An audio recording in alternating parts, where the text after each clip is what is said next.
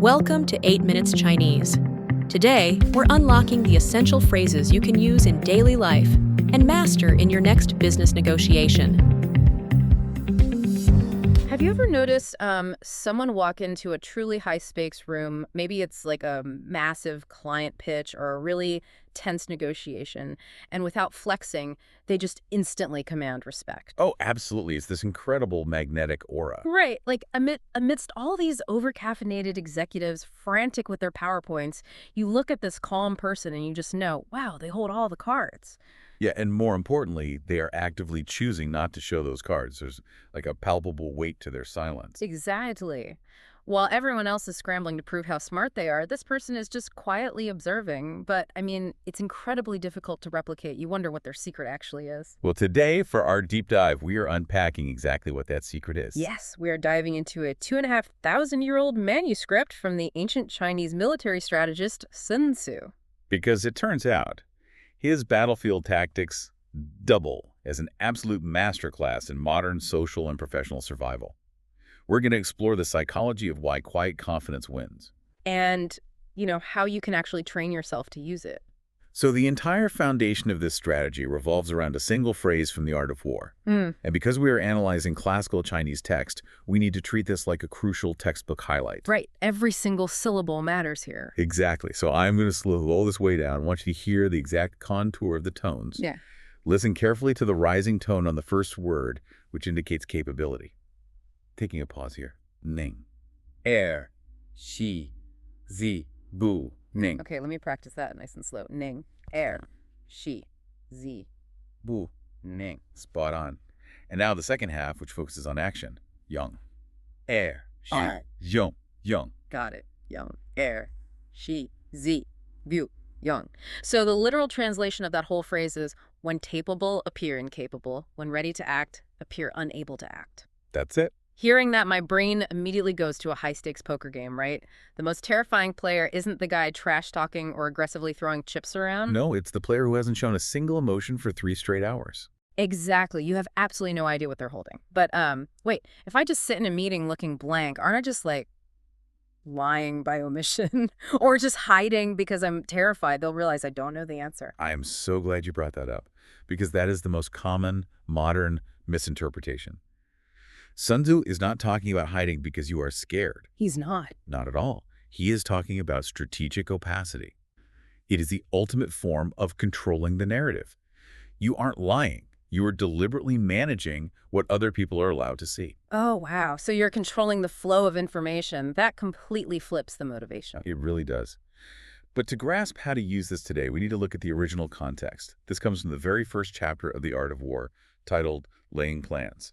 Let's hear the Chinese for that chapter title really clearly. Absolutely. Nice and slow.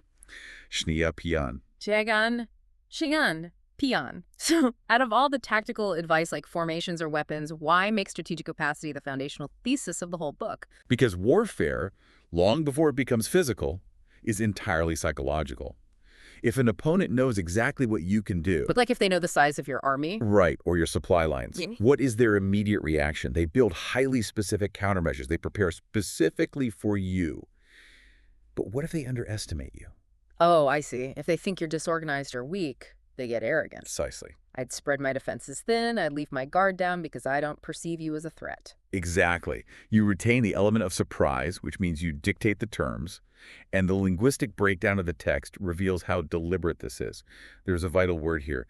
Listen to the falling tone. She. She. That translates directly to display or to show, right? Yes. So when Zenzi says she, peace, yank, he is describing an active, highly conscious performance. It is not about actually being weak.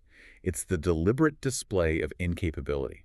That distinction is huge. But I have to push back a little on this performance aspect. How is a conscious performance of weakness any different from, imposter syndrome? That is a really brilliant distinction to draw. Because if you let people think you're less capable, doesn't that just feed into feeling like a fraud?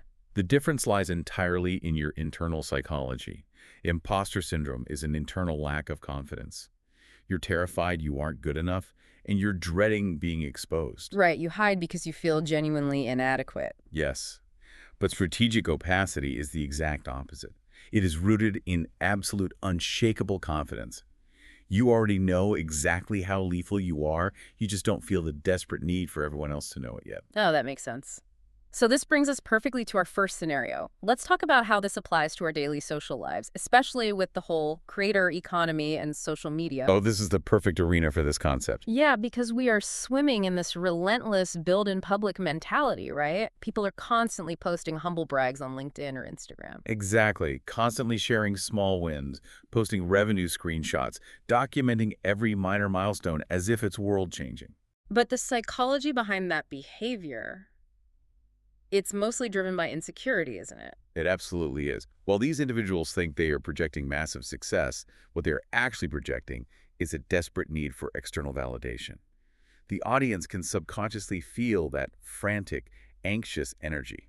So how does Sun Tzu apply here? By exercising strategic silence, you have the discipline to wait, you work, you build, you iterate in the dark. And then, when the product is undeniable, you drop a launch that lands like an absolute thunderclap. It shifts the entire conversation because absolutely no one saw it coming. wow, the thunderclap. I love that. You completely bypass everyone's ego defenses because no one ever felt threatened by you while you were building it. Exactly. You become the center of gravity simply by refusing to participate in the performance of competence. Okay, so that's daily social life. Let's move to scenario 2, applying this to workplace tactics and business, specifically the offer table and salary negotiations. Oh, this is where the stakes are at their absolute highest. Right. Picture this for the listener. You are in the final round of interviews for a life-changing job. The hiring manager looks at you across the table and asks, so, what are your compensation expectations? Just hearing that, your physiological response is instant. Sweaty palms, spiked heart rate. Pure panic. And your biological instinct is to instantly blurt out a number just to relieve the awkward tension in the room. Which is frankly the most catastrophic strategic error you can make. The moment you blurt out a number, you have instantly revealed your ceiling. And your anxiety. Yes, and exactly how badly you need the position. You have handed them all the intelligence they need to box you in. This is where you apply the second half of our phrase. Let's practice it again, nice and slow. Yong, shi, zi, yong. If you're wrong, You're wrong. Yeah. you're wrong. When ready to act, appear unable to act. Exactly. In a high-stakes negotiation, this means you embrace the silence. You stay physically calm. You smile, and you ask for their budget first. You say something like, I'm still exploring the full scope of the role. I'd love to hear what you've budgeted. Yes. You have a hard number in your head. You are entirely ready to act, but you are choosing not to. You force the other side to reveal their position first. If we want the ultimate blueprint for this in business, we just have to look at Warren Buffett. Oh, he is the perfect example. Right. He presents himself as this incredibly folksy, grandfatherly guy from Omaha. He talks endlessly about eating McDonald's hash browns and playing the ukulele. He meticulously crafts an image of absolute endearing harmlessness. Exactly. But in reality, he is one of the most ruthless, brilliantly calculated operators in history. He's actively shifting billions of dollars while everyone else is distracted by his diner anecdotes. It is the pinnacle of appearing non-threatening while executing massive action. But I know, applying this to your own life, sitting in that silence during a negotiation feels like physical pain. It really does. It feels like you're fighting your own DNA. Because you kinda are. Human brains are wired for social cohesion. Silence feels like a threat to that. But true strategic confidence doesn't need to announce itself to feel real. Silence isn't empty. It is a vacuum full of power. And human nature dictates that the person across the table will almost always rush to fill that vacuum, usually by giving you the exact leverage you need. Exactly. And to pull this off, we need to understand two very specific Chinese cultural concepts that anchor this mindset. The first is about concealing flaws. Listen closely. Kang, zhu. Kang, zoosh. That means keeping your cards close to your chest, right? Yes, the mastery of strategic self-restraint. And the second concept pairs with it perfectly. Shi, ruo. Qi, ruo, deliberately appearing weak. Right, and we must emphasize, this is not just playing dumb. Playing dumb lacks dignity. It's lazy. But Shi, ruo, is an active, conscious choice. You retain your absolute dignity because only you know the truth of your own power. You are totally in control of the illusion. It's like hoarding your ultimate ability in a video game for the final boss fight instead of wasting it on a low-level enemy. You make people intensely curious about what you're holding back. And mystery creates leverage. People who make others curious are fundamentally more powerful than those who explain themselves completely. So wrapping up our two scenarios today. The most powerful people in the room very rarely look like the most powerful people, whether it's the quiet creator dropping a thunderclap launch or you staying perfectly silent during a salary negotiation. Strategic silence is a deliberate weapon. True confidence is quiet. It truly is. You do not have to shout to be heard. Which brings us to a final provocative thought for you to mull over as you go about your week. Think about the loudest person in your professional or social network right now, always posting, always seeking validation. Now, think about the quietest, most observant person. When a crisis hits, who is actually holding the cards? And starting tomorrow, what is one specific capability or one recent win that you feel the burning urge to brag about that might actually become 10 times more powerful if you kept it completely to yourself? Remember, the most terrifying person at the table is the one who never, ever shows their hand. Hope you loved today's 8-minute upgrade.